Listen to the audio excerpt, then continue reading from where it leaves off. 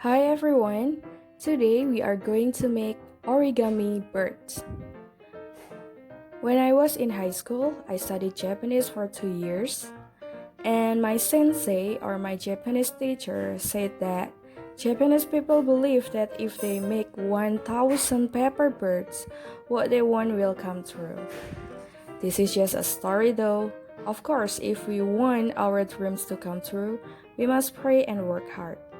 Okay? Have fun of making origami birds. Don't forget to submit your work on Saturday. So here's the tutorial what you need, just a paper. Have fun, friends.